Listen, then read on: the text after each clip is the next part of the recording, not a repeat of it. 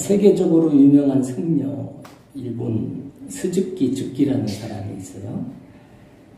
그분이 석가 최후의 설법, 나다마경을 연구하다가 거기에서 기록된 글귀를 찾았어요. 뭐라고 나와 있느냐? 하소야 야솔의 오도 유유지 등야. 하소야 야솔의 오도 유유지 등야. 무슨 얘기인가 봤더니 석가가 마지막으로 설교하고 열반에 든 마지막 설법이에요. 이게. 근데 이런 글귀가 있었다는 거예요. 이걸 해석해 봤어요. 언젠가 예수께서 오시면 내가 깨달은 도는 기름 없는 등과 같이 쓸모없다. 나는 이걸 보고 깜짝 놀라서 무릎을 치면서 화들짝 놀랐는데 여러분들이 도대체가 제가 당황하고 있습니다, 지금. 이게 석가모니 얘기라고요. 석가모니가 마지막 설교한 게 언젠가 예수께서 오시면 내가 깨달은 도는 기름 없는 등과 같이 쓸모가 없다 이렇게 얘기했다고. 이 부분에서 좀 놀래주셔야 제가 당황을 덜 하는데 이게 석가의 평생의 수행을 통해 깨달은 진리입니다.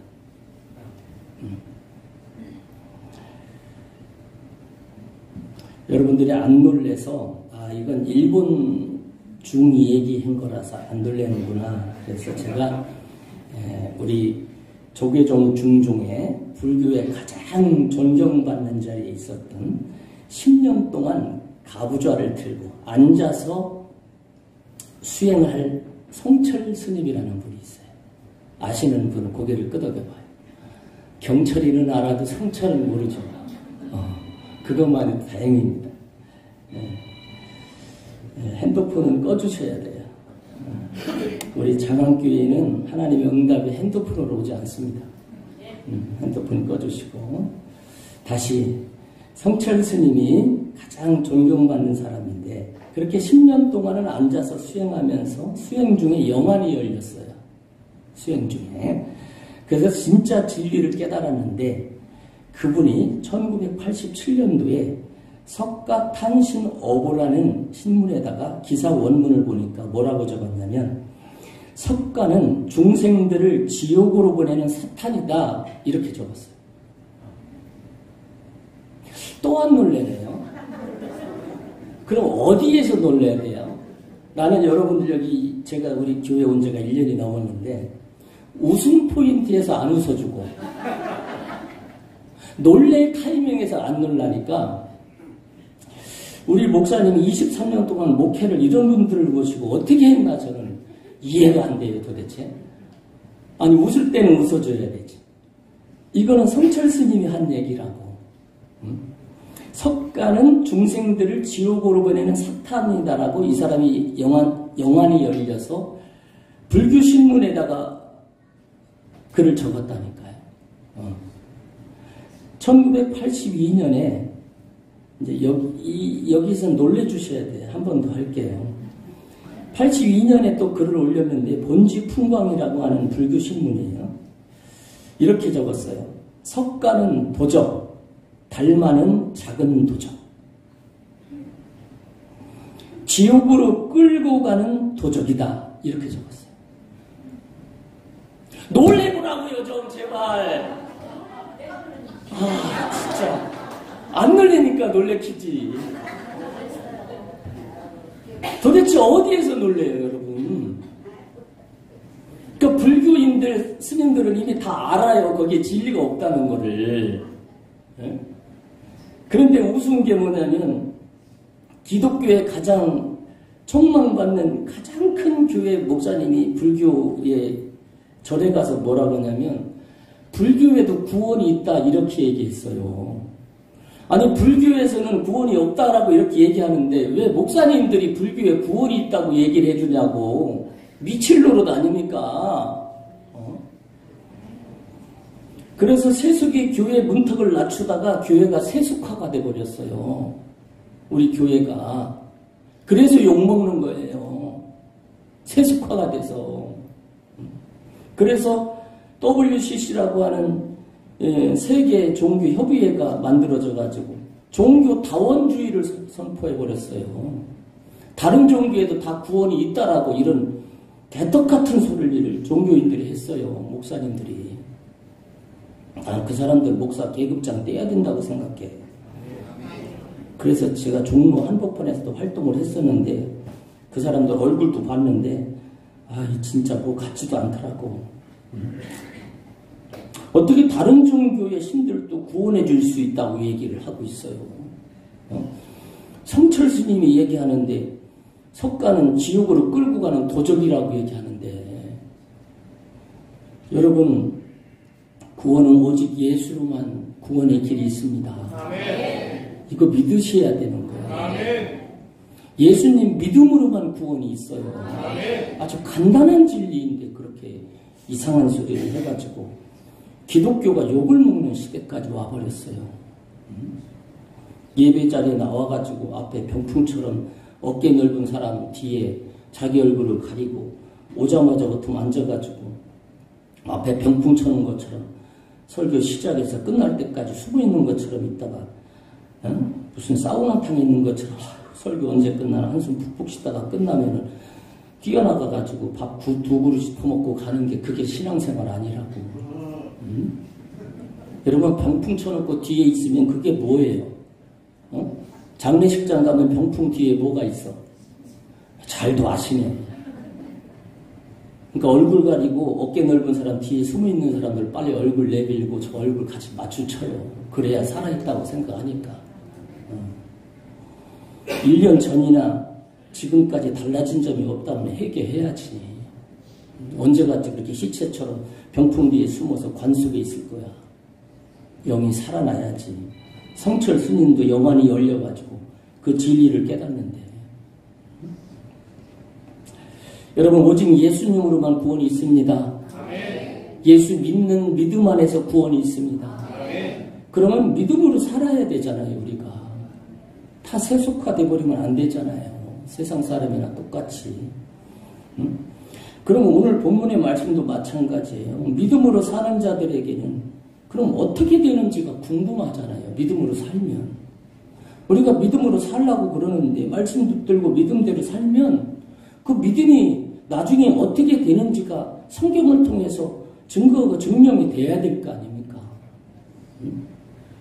근데 믿음으로 안 사니까 증명을 시킬 수가도 없고, 그 믿음으로 살아내는 자를 통해서 믿음이 증명되는데, 그런데 다 세속화돼 버렸으니 뭐 이렇게 놀랄 이야기를 해도 놀래지도 않는 여러분들이 앞에 제가 뭘 설교를 하겠어요?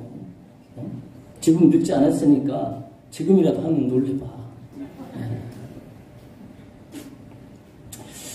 오늘 본문의 말씀이 이렇게 시작해요. 레위 가족 중 한 사람이 가서 레위 여자에게 장가 들어 그 여자가 임신하여 아들을 낳으니 그가 잘생긴 것을 보고 석 달 동안 그를 숨겼으나, 이렇게 얘기해요. 왜 숨겼을까요?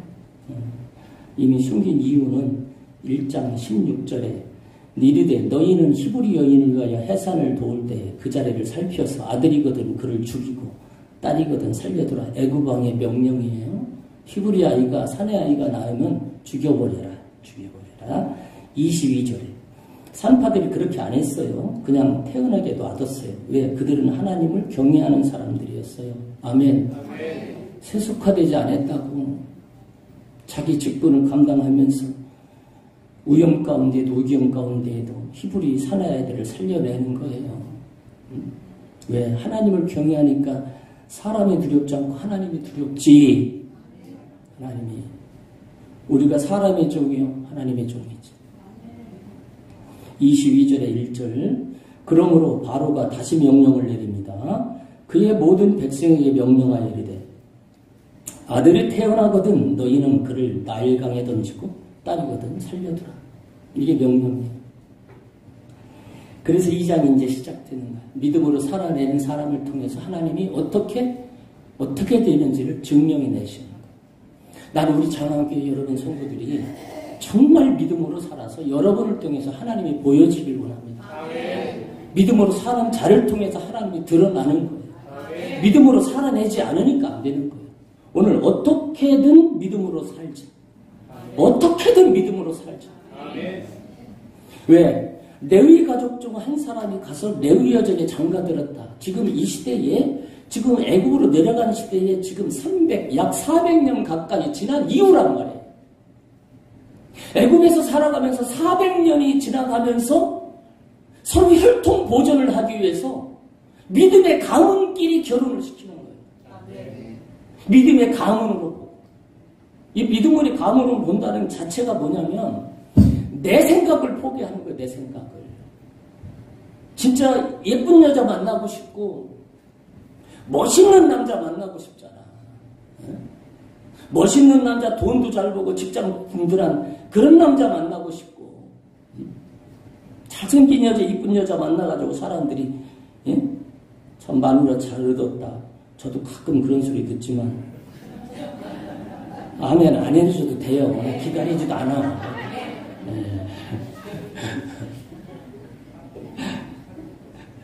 저는 믿음을 얻었으니까 믿음으로.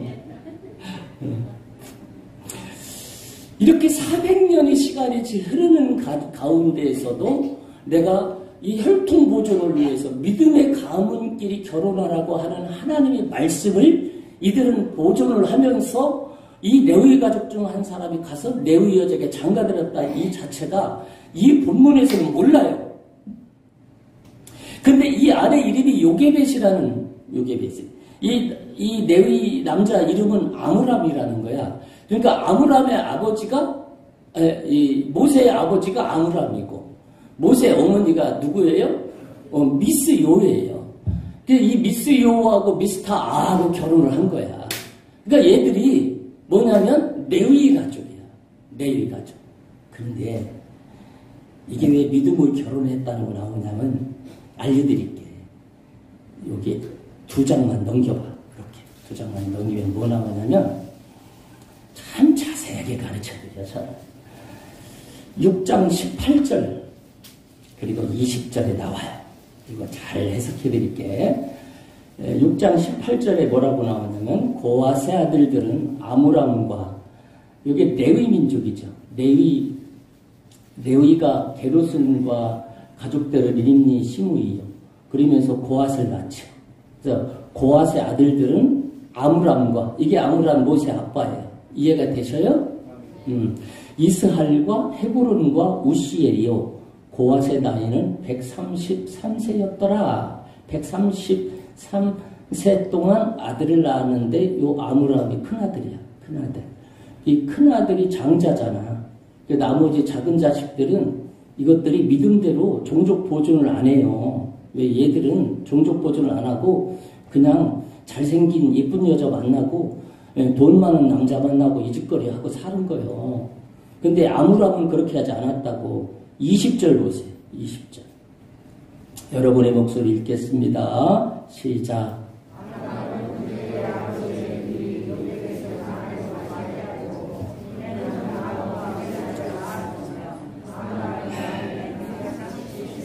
자, 여러분은 그냥 읽었잖아. 여기 아므람은 그들의 아버지의 누이야.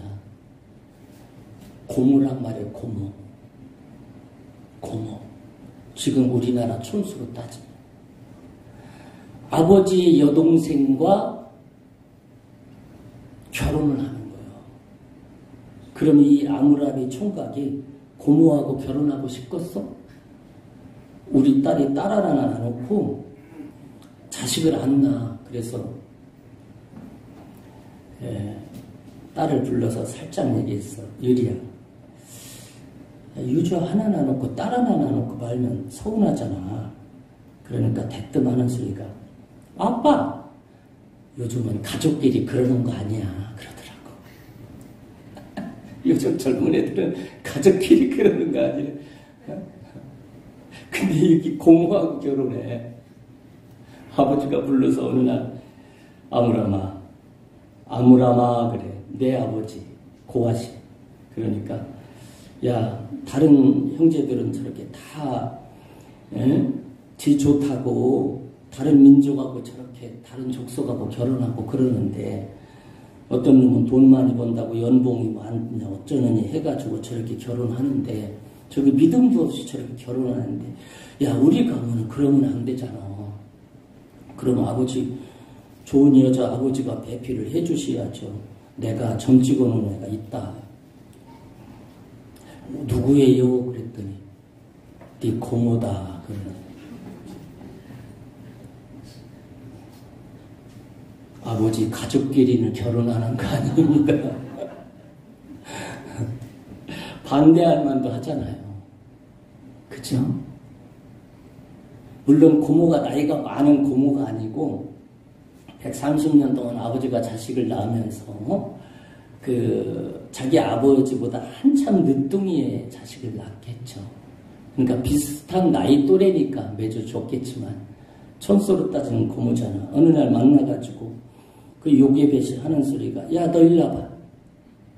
너 네 아빠가 나하고 결혼하라고 하는데 너하고 나하고 지금 쌍이 맞기는 하냐? 그래도 어쩔 수 없이 부모님이 결혼하라고 하는데 우리 종족보존을 위해서 고모가 고모 되지 말고 나를 오빠라고 그래. 그래서 내가 오빠 할 테니까 우리 결혼합시다. 그래가지고 싫고 싫었는데 어쩔 수 없이 부모의 득살에 의해서 그래도 믿음으로 가문은 지켜야 하기에 백은 없고 이쁘지는 않고 그래도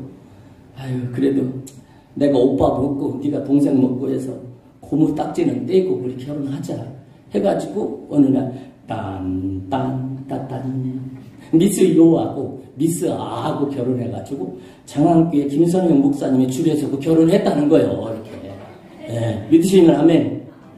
그러니까 자기 생각 이거 다 내려놓은 거예요. 왜? 믿음의 가문, 믿음의 가족을 만들어가기 위해서 한 거예요. 근데 우리는 안 그러잖아. 세속화돼서 사돈끼리 만나려고 하니까 세상에 여자 집에서 물어보는 거예요. 대학은 어디 나왔어요? S대 나왔어요. 직장은 어디에요? S그룹이에요. 연봉은 얼마예요? 그냥 돈천 벌어요. 월 돈천. 또 안 놀래네. 월 돈천 버는데 여러분 작어? 좀 놀래 타이밍에서 놀래주라고. 월급이 1,000만 원이라고. 그러니까 놀래서 그 사람이 가문이 예수를 믿는 가정인지 그놈의 새끼가 예수를 믿고 다녔는지 교회를 다닌지는 묻지도 따지지 않고 그냥 이순재 동부생명처럼 그냥 들어준 거예요.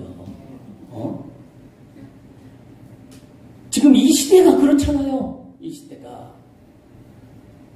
그런데 얘들은 그게 아니야. 고모하고 조카인데도 불구하고 저도 사랑으로 맺어져서 이렇게 믿음으로 뭐예요? 어떻게든 믿음으로 살아내려고 하는 별보둥이 있잖아 여기에.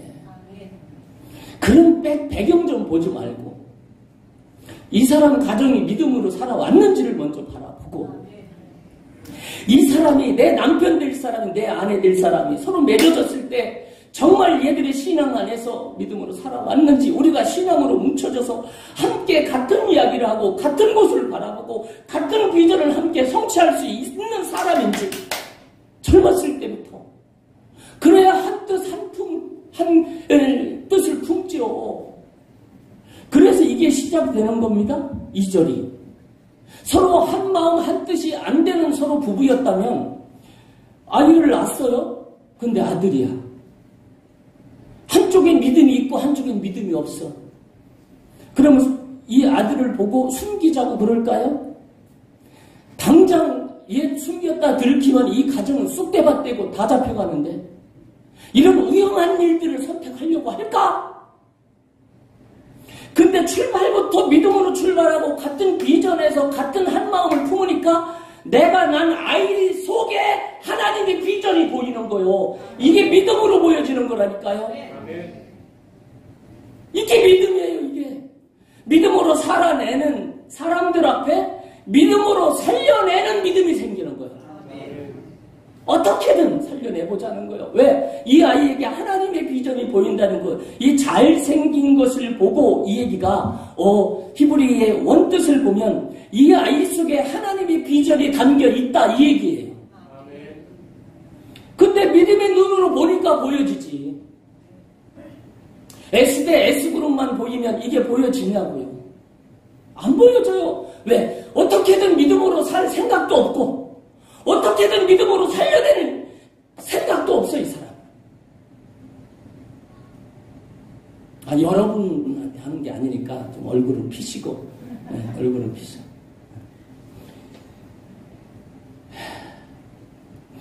그런데 이렇게 믿음으로 살아내고 믿음으로 살려내겠다고 마음을 먹어. 왜? 그 아이에게 비전, 사명이 보이거든요. 그런데 하다 보니까 이 믿음이라는 게 뭐냐면 믿음은 말로 하기는 쉬워요.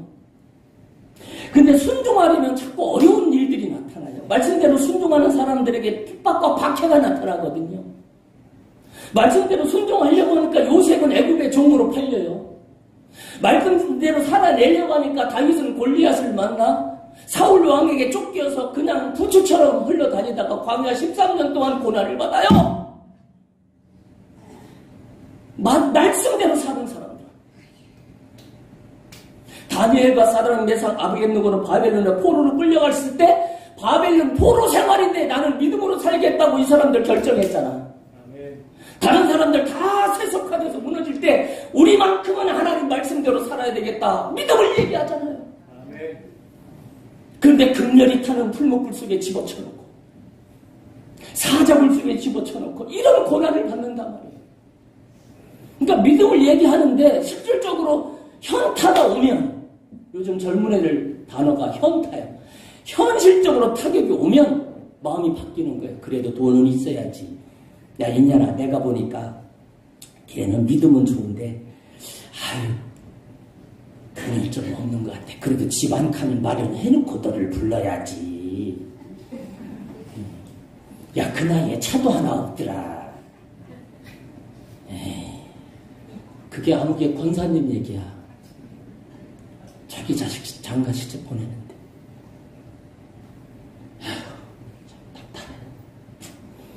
왜 믿음으로 사는데 말로 하기는 쉽고 순종하려면 어렵다고 얘기가 나오냐면 오늘 3절 보세요.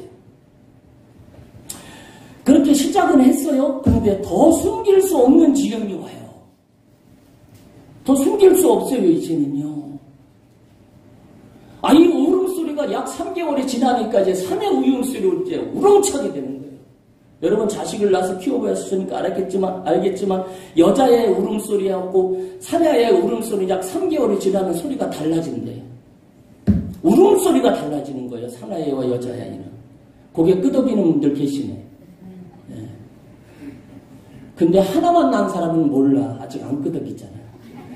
네. 날라면 우리 이상균 장로님처럼 넷은 건져야지. 네. 줄줄이 사탕처럼. 그래서 그 중에 하나는 건져야 될 거 아니야. 예. 하나 나는 거 어떻게 알아? 애가 목소리가 우렁차고 그러지. 그냥 다 저런가 보다 그러지. 이런 더 숨길 수 없는 지경에 이를 때까지 오는 거예요. 이게 믿음이에요. 이게 믿음으로 살아가는 사람들이 고난과 핍박과 환난이에요. 그래도 믿음을 지켜나가야 된다는 걸 얘기하는 거예요. 너무 현실적으로 우리는 쉽게 다 포기하고 너무 타협을 쉽게 한다고.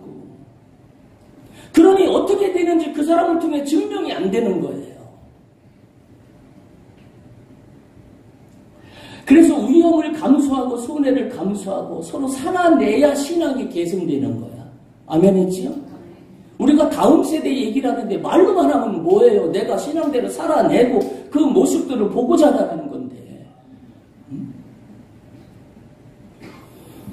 그래서 믿음이라는 게 뭐냐면 하나님이 기도하면 하나님 지혜를 주시는데 거기서 더 숨길 수 없으니까 어떻게 하느냐. 갈대 상자를 가져다가.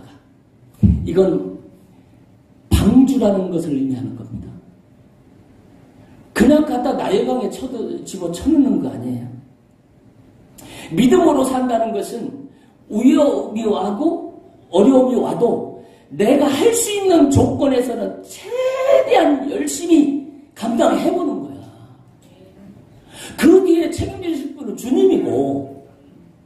그래서 갈대 상자를 가져다가 거기다 역청을 바로 안팎으로 역청을 나무진을 송진을 치라고 해서 바깥에서 물이 들어오지 못하도록 습기가 들어오지 못하도록 완전히 천연 방수 처리를 해놓고 이게 우리의 열심과 열정이에요. 맡겨준 직분 감당하는 게 이런 거라고요. 그냥 이름만 내놓으면 안 되잖아요. 장로 직분, 권사 직분, 직분만 내놓고 하나도 일은 없어요. 그런데 이 사람 보세요. 믿음이라는 게 뭐예요? 열심히 최대한 최선껏 내가 할 수 있는 조건에서 갈대상자를 가져다가 그거 그냥 물 새는 거 갖다가 애를 거기다 집어쳐놓고 갖다 놔두면 물 새서 금방 수장이 됐지. 근데 그 물이 들어오지 않도록 어떻게 할까 고민하다가 부모끼리 의논하고 야 내가 송진하고 역청 가져올게 그거 칠해가지고 그렇게 하면 물이 덜 들어올 거야. 덜 들어올 거야. 응? 여러분 우리 어린아이들에게 교회가 생명이다. 교회가 생명. 아멘. 교회가 생명이에요. 교회가 내가 가르칠 수 없다면 교회라도 보내줘야 돼. 교회라도 우리 자손들에게 내가 권사직분을 받았다면 내 자손들이 교회에 안 나오면 교회가 희망이라고 갈대 상자를 가져다가 그 안에다 아이를 집어넣는 거예요. 역사는 그 이후에 하나님이 하시더라고요. 이게 믿음인 거거든요. 그리고 하나님이 지혜를 주시니까 정확한 좋은 날씨, 일기를 딱 보는 거예요. 만약에 그날 비가 오는 날 그랬다면 대충 갔다. 이건 생각 없이 하는 거지, 믿음이라는 게. 진짜 믿음은 타이밍, 날짜, 날씨, 정확한 시간 다 고려하잖아. 비 오는 날 만약에 갈대상자 그렇게 열심히 만들어 했다고 그 속에다 애기 넣어가지고 거기다가 갖다 놨다면 그 비 오는 날 누가 샤워하라 나일강으로 여자들이 오겠어요? 응? 비가 추적추적 오는데 우산 쓰고 집안에 있지. 그냥 카페에 들어가서 커피나 마시고 있고 비 오는 날. 그런데 날씨까지 딱 조정해서 야 오늘은 날씨가 뜨거워. 오늘 갖다 놔야 되겠다. 그것도 사람 눈에 잘 보일 듯 말 듯 하는 갈대 사이에. 아멘. 나일 강가 갈대 사이에. 그냥 보면 그냥 지나가지. 강물에. 그 보일 듯 말 듯 갈대 사이에 묶어두고. 아멘. 이게 믿음인 거고 이게 충성인 거고 이게 헌신인 거예요. 열심히 하는 데까지는 해봐야지. 자식이 예수 안 믿으면 진짜 열심히 하는 데까지는 자식을 전도해봐야 될 거 아니에요. 자식 하나 살려내자고 이렇게 하는 거예요. 왜? 자기들은 이미 죽은 목숨이야 들키면. 그런데 이 아이에게 하나님의 비전이 있다고 해서 그 비전 하나 사명 하나 감당해내기 위해서 더 큰 우연감수를 내가 하고 있는 거예요. 이게 믿음인 거예요. 할렐루야. 어떻게든 믿음으로 살아내고 아멘. 어떻게든 믿음으로 살려내라. 두 번째는 어떻게 되는지를 알아보고 싶은 거예요. 두 번째. 왜? 부모님이 믿음으로 얘기했고 엄마 아빠가 갑자기 이상한 갈대상자를 가지고 가가지고 막 그거를 해가지고 역청 바르고 막 송지를 치라고 그러고 있어. 가가지고 이 조그만 아이가 여기 이 아이는 여기 보세요. 말씀 볼게요. 4절. 그의 누이라고 그래서 그의 누이가 어떻게 되는지 아멘. 어떻게 되는지를 알려고 멀리 섰더니 이 누이가 미리암이라는 누나예요. 모세하고 나이 차이는 6살입니다. 그럼 지금 나이는 몇 살이라는 거예요? 모세가 태어난 나이에 이 누나가 몇 살이라는 거예요? 6살이에요. 6살 아이가 그 태바, 그 광주리에다가 막 역청을 바르는 모습을 보고 막 엄마! 아빠 지금 뭐 하는 거야? 여기다가 네 동생 있지? 여기다 넣고 우리가 나일강가에다가 갈대에 묶어놓고 하나님이 어떻게 되는지 우리가 볼 거야. 엄마 미쳤어. 아이고. 그날 마침 오빠 아론은 초등학교에 소풍 가가지고 안 왔어요. 여기. 근데 우리 얘는 어린이집이 쉬는 날이야. 그래서 어린이집 쉬는 날 집에 있으니까 그걸 보게 된 거야. 지금까지 부모가 믿음으로 살아내는 것을 보았고, 아멘? 어떤 위경과 위험으로 오면 어렸을 때부터 아이를 붙들고, 야, 그거 놀리지 마. 하나님이 하실 거야. 우리는 하나님이 지켜주셔. 하나님이 도우실 거야. 엄마, 이거 믿음으로 산다고 돼? 그래, 하나님이 지켜주셔. 그러면서 믿음으로 살아내는 모습을 6년 동안 지켜본다. 다음 세대 말로만 하지 말라고, 여러분들. 다음 세대는 가정에서부터 시작되는 거예요. 믿음으로부터 시작되는 거예요. 내가 죽기 살기로 믿음으로 살아내는 모습을 자녀 자식들이 바라보면서, 와, 저거 저런다고 우리 엄마 말대로 될까? 우리 부모님 말대로 진짜 하나님이 하실까? 궁금하지 않겠어요? 그래서 이 단어가 나오는 그의 누이가 어떻게 되는지를 알려고 멀리 섰더니, 아멘. 어떻게 되는지 알려고, 이거는 믿음으로 살아내는 선친들의 모습을 보고 자기가 궁금해서라도, 이거 진짜 저분들이 이야기한 대로 하나님이 하실까? 그 어린 나이에, 6살의 나이에. 근데 이런 믿음을 우리가 부모들이 어린아이들한테 얘기 안 한다니까요. 하나님이 하실 거라고.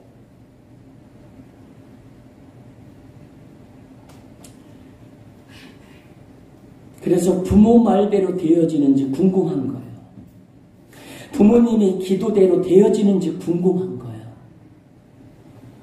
그런데 그 궁금한 궁금증이 여기서 해소가 되는 게 뭐냐면, 나일강과 갈대 사이에 묶어둔 갈대 상자를 뚫어져라 쳐다보고 있는 거예요, 멀리서.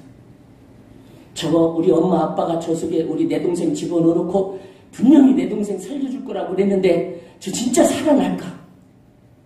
조금만 바람 불면 갈대 상자는 물러가는 거요.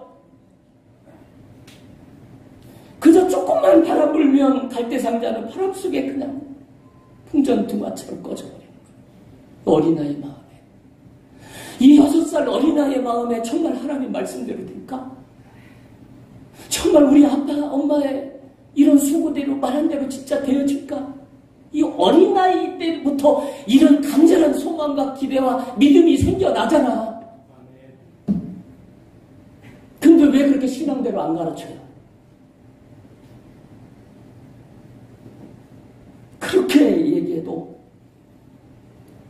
교회하고는 멀리 가는 자녀들에게 예수 믿으라고 붙들고 가르치고 해야지. 고3 때 되면 아이들은 교회에서 볼 수도 없고 주일날은 학원 다 보내고, 이쪽에는 지방이니까 그런 게 거의 없지만 수도권에는 다 그렇습니다. 다 학원에 있어요. 중직자의 자녀들이 오라 그러면 목사님 고3 1년만 봐주세요. 내가 지금 시간이 없어서 그렇게 간 고려대학교 경영학과 간 자매가 대학교 3학년 때 미쳐가지고 나중에 상담으로 다시 살려낸 이 간증을 하고 싶은데 그 아빠가 장로님이었거든요. 시간이 없어 못하는 거예요. 기도원이라면 1시간 설교하니까 해야 되겠지만 교회 설교는 이게 안 되잖아. 다 학원 보내고 예배당에 볼 수가 없어. 학생들을. 그런데 그렇게 멀리서 그 갈대 상자를 바라보고 있는 그 조그만 이 어린 소녀가 여기 이 하나님이 하시는 방법을 보게 됩니다. 6절 7절 열고 여기 바로의 딸이 목욕하러 나일강으로, 그때 마침 나오잖아요. 내려오고 시녀들은 나일강가를 거닐 때 이 나일강가에다가 갈대 상자를 묶어놓은 곳까지 알잖아요. 근데 시녀를 보내서 그걸 가져다가 열고 아기를 보니 아기가 울어요. 근데 여기 보세요. 그가 그를 불쌍히 여겼다 이렇게 나와요.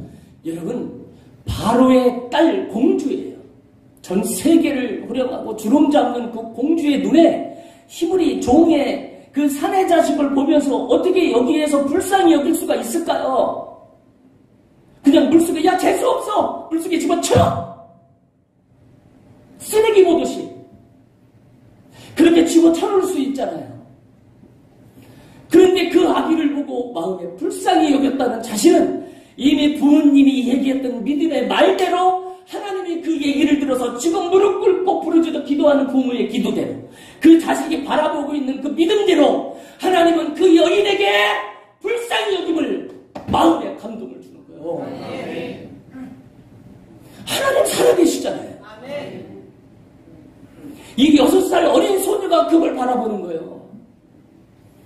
그러니까 내가 믿음에서 살아나지 않고 믿음의 말을 하지 않으니까 아이들이 성장하면 성장할수록 자꾸 교회 안으로 들어와야 되는데 자꾸 바깥으로 빠져나가고 교회 안에다 데려다 놓으면 앉아서부터 졸기 시작해. 앉으면 핸드폰 하고. 어린 아이들. 부모 얼굴에 먹히다는 거예요.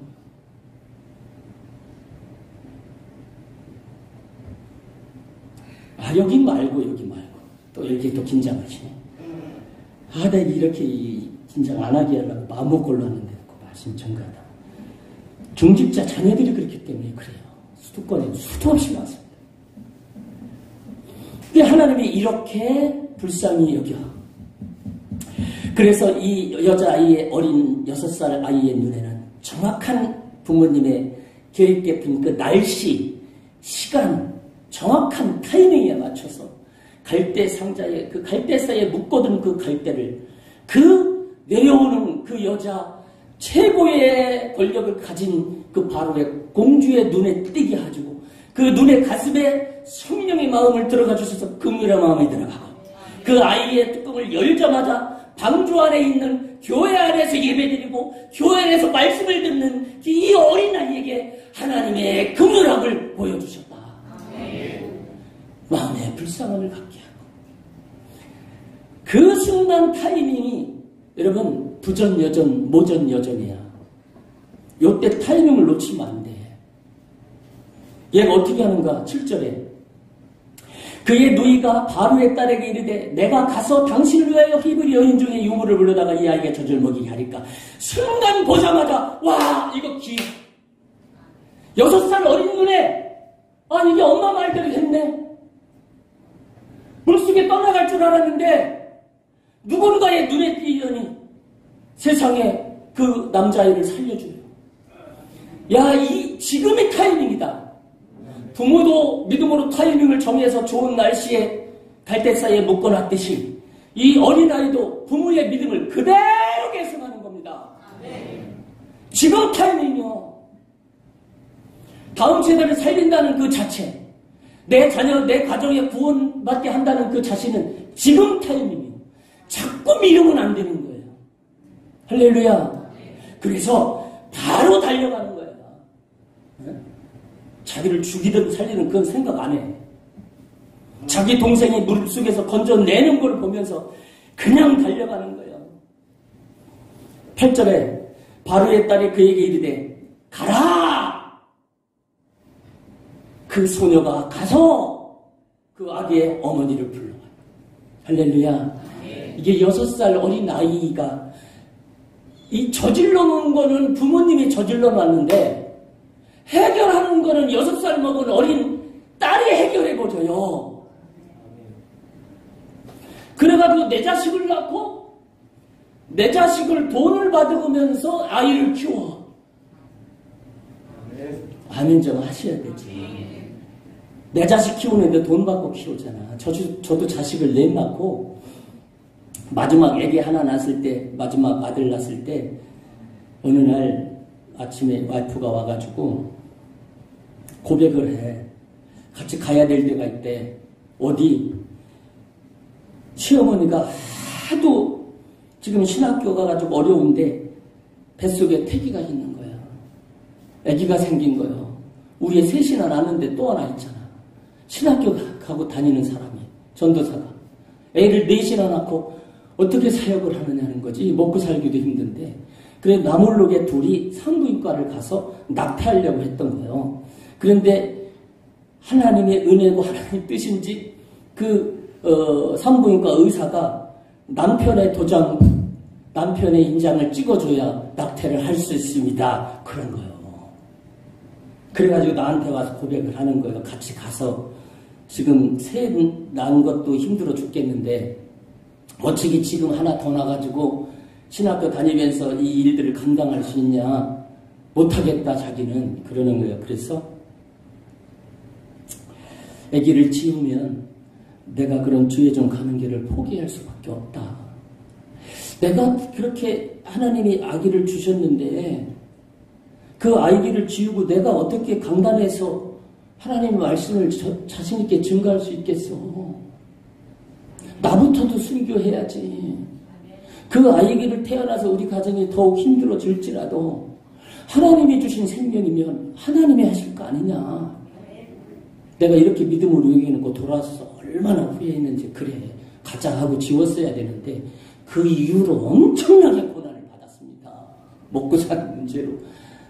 그 애기 나가지고 그 애기 없고 붕어빵 장사한다 해가지고 애기 없고 붕어빵도 팔아보고 어떤 사람이 에코스 끌고 가다가 뭐를 탁 던져줘가지고 그 남자가 애기 없고 붕어빵 팔고 있으니까 지나가다 뭐를 던져줘서 그래서 가서 이렇게 보니까 돈 2,000원을 던져주고 가더라고. 불쌍한 거야. 이렇게 멋지게 생긴 남자가 애기 없고 붕어빵 굽고 팔고 있으니까.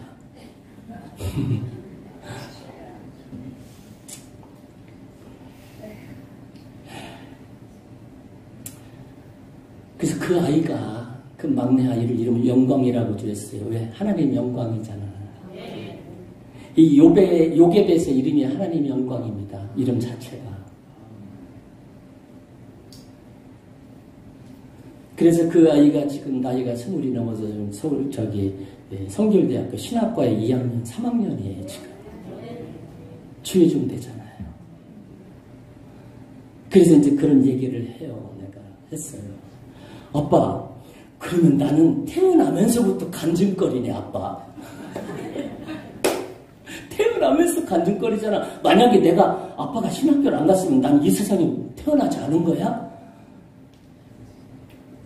그렇게 힘들 줄 알면서 자식 내세. 근데 결국에는요, 나라의 법이 바뀌면서 다자녀 가정에 정부에서 모든 학비를 지원을 해줘요. 그리고 미성년자 아이들 한 사람씩 돈이 50만 원씩 지급을 해줬어요. 저는 4명이었잖아. 많이 들어대 그거. 설창태 들어대고. 그래서 지금 대학교 2명 다녀. 아들 둘이 이제. 두 딸들은 다 졸업했고 대학을. 다 정부 지원으로 다닌 거예요. 여기 학생 받으면서 애를 키웠다고 그러잖아. 이 얘기 하는 겁니다. 지금도 정부에서 돈을 주는 장학금으로, 다자녀 장학금으로 대학을 다 다녀요, 아이들이. 힘들 것 같다고 그래서 그때 지웠으면 걔는 이 땅에 태어나지도 않는 거예요. 그러니까 믿음으로 살아내는 모습을 보니까 지금도 아이들이 한마디 하면 꼼짝 못 하는 거예요, 아빠 말에. 왜? 그 말대로 되어졌거든. 아빠, 우리는 아빠와 함께 아주 태풍과 폭풍을 같이 맞고 살아온 광야의 인생이야. 말로도 또 이런다, 이것들이. 아이고, 참. 아빠가 어떤 고생을 했는지도 모르고. 왜 지들 앞에 인상을 안 썼거든, 내가. 아무리 힘들어도. 왜? 말씀이 있잖아요. 주의 종인데. 우리 애들이 하는 얘기가 그래요. 두 딸들은 그래서 지금 두 사모님 다 되고, 그래서 얘들을 어느 날 데리고 왔을 때 전도사님이래. 교육 전도사님. 그래서 묻지도 않고 따지도 않고 전도사님이라고 그래서 오케이! 그랬어요. 그래서 두 딸 다 목사님 된 거예요. 사모님 된 거예요. 두 아들, 시온의 영광, 이름 자체가 다 그냥 신학교 보낸 거예요. 지들이 간다는데 어떡할 거예요. 여기서는 아멘장 해줬으면 내가 그동안 지나온 날 삶이 좀 위로를 받았을 텐데 전혀 위로는 그냥 아멘도 안 하면. 오늘 그 삭슬 벌어가면서 내 자식을 키웠다. 이게 믿음이 어떻게 되는지 봤잖아요, 지금. 할렐루야. 마지막에는 어떻게 되었는지를 보여주는 거예요. 어떻게 되었는지. 이렇게 하면 어떻게 교회가 부흥이 안 될 수 있을까? 보세요. 마지막 절 10절 보세요. 얘는 죽어야 될 아이였고 나일강가에 버려져서 죽어야 될 사람, 죽어야 될 애였어요. 근데 10절에 뭐라고 얘기해요? 읽겠습니다. 시작. 그 아기가 자라면 바로의 딸에게 데려가니 그가 그의 아들이 되니라. 아멘. 이야, 여기서 박수를 쳐줘야 돼. 하나님의 계획하신 준비 속에 이 아이를 공짜로 바로의 최고의 바로의 왕자라는 신분으로 집어넣어서 거기에서 애굽의 모든 문물을 다 배우게 합니다. 대단하잖아요. 그래서 나중에 하나님이 부르셔서 이 사람을 통해서 애굽에서 구원내는 민족 지도자로 하나님이 쓰시는 거예요. 우리 자만교회에 이런 아이들이 나와야 되잖아요. 우리 가정에서 이런 비전을 가진 아이들이 나와야 되잖아요. 이렇게 하는데 어떻게 부흥이 안 되고 이렇게 하는데 우리 가정에 비전을 가진 자녀들이 안 나올 수가 있어요. 그냥 먹고 사는 데만 연한해 돼가지고 돈 한 푼 또 직장 떨어지면 어떻게 사냐고 애구질고 니네 그 새끼 때문에 내가 더 고생해 원망하고 불평하고 그러면 되겠냐고. 그런 때는 바로 자식들에게 그래도 하나님이 하실 거야. 그러고 와가지고 혼자 두려움 가운데 떨지라도 보는 자식들 앞에서는 큰 소리를 한번 쳐야 그래도 권사 끝발이 있는 거야. 그래서 그 사람의 이름을 뭐라고 줘요? 물에서 건져 올렸다. 이걸 이 땅에 지금 우리에게 물로 세례를 주고, 아멘. 죽었다가 다시 산 사람. 이제 하나님의 성령의 은혜에서 다시 거듭난 사람. 이런 사람들이 영적 즐거움을 얻고 이 장학교를 가득 채운다면 여러분 전 세계를 살립니다. 네? 어떻게 되는지 보였잖아요, 이제. 처음에 출발은 죽을 것 같았고, 숨기다 잘못되면 잡혀갈 것 같았고, 아이 잘못 나가지고 아이 잘못 크다 가정이 쑥대밭 될 것 같았는데 결국에 보세요. 그 아이가 잘하잖아요. 아멘. 그 아이가 물에서 건져 올려서 결국은 민족 지도자가 되잖아요. 오늘 어떻게 되는지 궁금하신 게 오늘 해소가 된 줄 믿습니다. 다른 집 사내에 나일강에 다 버려가지고 다른 집 사내애들은 나일강 속에 다 수장되어 가고 있는 그런 시대야 지금. 응? 세상 속에 세상 문화에 다 빼앗기고 주일에도 예배는커녕 학원에서 핸드폰을 붙들고 학원에서 공부한다 하시고 앉아있는 그런 이 시대에 다 죽어가는 시대에 내 자식만큼만 방주 안에 집어넣고 하나님이 키우시는 민족 지도자로 쓰여지길 바랍니다. 해결은 해답은 어디에 있어요? 교회에 있는 거예요. 오늘 어떻게 되는지 분명히 보셨으니까 정말 오늘 좀 결단했으면 좋겠어요. 내 자식 공부 잘하고 못하는 거 이거 따지지 말고 얘가 진짜 믿음이 싹이 있나 없나를 먼저 보시고 그 애를 하나님께 맡기고 하나님께 기도하면 하나님이 불러서 건져 올려서 내 자식이야. 하나님이 붙들고 쓰시면 전 세계를 다스리는 지도자가 여기서 나올 줄 믿습니다. 하나님 아버지 감사합니다. 오늘 말씀 통해서 각인의 심령 가운데 도전을 주게 하시고 때로는 마음 가운데 시련을 주셔서 하나님께 가까이 나와 우리의 믿음이 더 성장할 수 있는 하나님의 종들이 다 될 수 있도록 아버지 도와주시옵소서. 모든 말씀 예수님의 이름으로 기도하옵나이다. 할렐루야. 하나님께 영광의 박수를 드립니다. 이제는 우리 주 예수 그리스도의 은혜와 하나님 아버지의 극신하신 사랑하심과 또 성령 내주 충만하심의 역사가 어떻게 되는지라는 말씀을 듣고 마음에 결단하고 일어나는 우리 장안교회 성도들 머리 위에 이 나라의 민족과 온 열방을 위해 선교하는 선교사들의 지경 위에 지금까지 영원토록 함께 하시기를 간절히 축원하옵나이다. 아멘.